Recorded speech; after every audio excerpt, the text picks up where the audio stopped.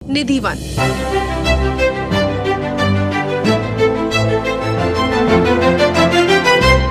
एक रहस्य जो आज तक कोई भी नहीं समझ पाया है। सोचिए, एक ऐसी जगह जहां हर रात भगवान कृष्ण और राधा अपनी दिव्य रास लीला करते हैं और कोई भी इंसान उसे देख नहीं सकता। कहा जाता है कि जो भी इसे देखने की कोशिश करता है या तो पागल हो जाता है या फिर उसका वहां से जिंदा लौटना मुश्किल हो जाता है। ये है वृंदावन का निधिवन, एक ऐसी जगह जिसमें जितना देखो उतना ही ज्यादा रहस्य बढ़ता चला जाता है। निधिवन का सबसे बड़ा रहस्य, क्या आपको पता है कि निधिवन के अंदर एक छोटा सा राधा कृष्ण का मंदिर है जिसमें हर रात पूजा और सजावट की जाती है। पुजारी बिस्तर, पानी के ग्लास, पान और भोग रखकर मंदिर को बंद कर देते हैं, लेकिन ये सब सुबह बिखरा हुआ मिलता है। ऐसा लगता है कि जैसे रात को कोई वहां आया हो, पूजा की हो और फिर बिना कोई इंसानी छाप छोड़े चला गया हो।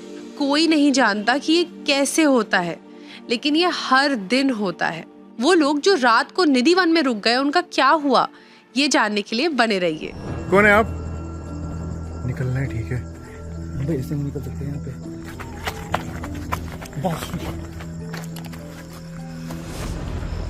खड़ा है, खड़ा है।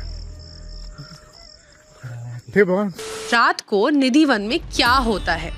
निधिवन के आसपास के लोग रात होने के बाद खिड़की तक नहीं खोलते, क्योंकि कहा जाता है कि जो भी रासलीला देखने की कोशिश करता है या तो अंधा हो जाता है या पागल हो जाता है या फिर उसकी मौत हो जाती है। बहुत सारे लोगों ने सीसीटीवी कैमरास लगाने की कोशिश की, लेकिन हर बार या तो कैमरा खराब हो गया या फुटेज ब्लैक हो गई। ये वृक्ष इतने अलग क्यों हैं? आपने देखा होगा कि निधिवन में जो पेड़ हैं वो सीधे नहीं है, बल्कि सब एक दूसरे से जुड़े हुए हैं और झुके हुए हैं। लोक कथाओं के अनुसार ये गोपी स्वरूप में रास लीला का हिस्सा बनते हैं और सुबह फिर से पेड़ बन जाते हैं। कोई भी यहाँ इन वृक्षों की लकड़ी का इस्तेमाल नहीं करता, क्योंकि माना जाता है कि ये अशुभ होता है। स्वामी हरिदास जी का निधिवन से संबंध। निधिवन का संबंध संत स्वामी हरिदास जी से भी है, जो 15वीं शताब्दी के प्रसिद्ध भक्ति कवि और संगीतकार थे। कहा जाता है कि ये वह स्थल है जहाँ स्वामी हरिदास जी अपने भजन और तपस्या के माध्यम से भगवान कृष्ण को प्रकट करने में सफल हुए थे। उनकी भक्ति से प्रसन्न होकर कृष्ण ने अपने बांके बिहारी की दिव्य मूर्ति के दर्शन दिए। स्वामी हरिदास जी को ललिता सखी का अवतार माना जाता है, जो राधा रानी की प्रिय सखी थी।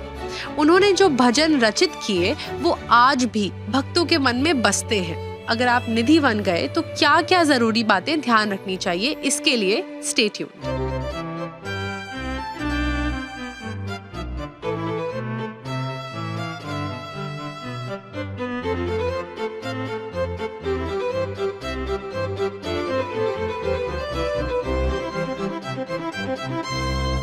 अगर आप निधिवन घूमने का प्लान बना रहे हैं तो ये बातें जरूर ध्यान में रखिएगा।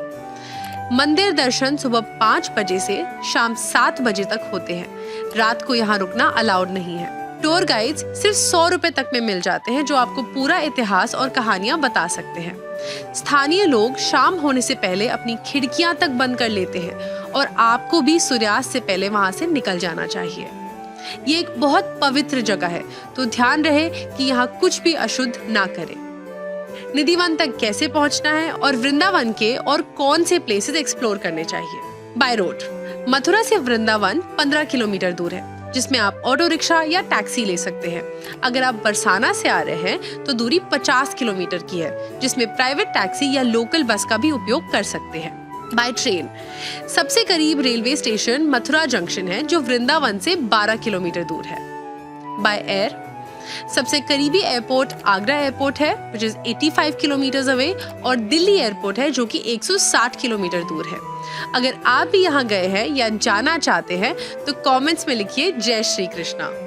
निधिवन का सबसे मिस्टीरियस मंदिर रंग महल।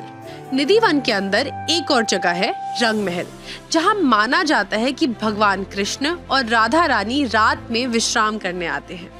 हर दिन यहाँ बिस्तर लगाए जाते हैं, भोग रखा जाता है, पानी का ग्लास तक भरा जाता है, लेकिन सुबह सब बिखरा हुआ मिलता है। आपके हिसाब से ये सच है या सिर्फ एक कहानी? कमेंट्स में जरूर बताइएगा। निधि वन सिर्फ एक मंदिर नहीं, एक भटकती हुई कहानी है जो हर रात लिखी जाती है। जो भी यहाँ जाता है वो एक अलग शांति और आत्मिक अनुभव लेकर वापस लौटता है।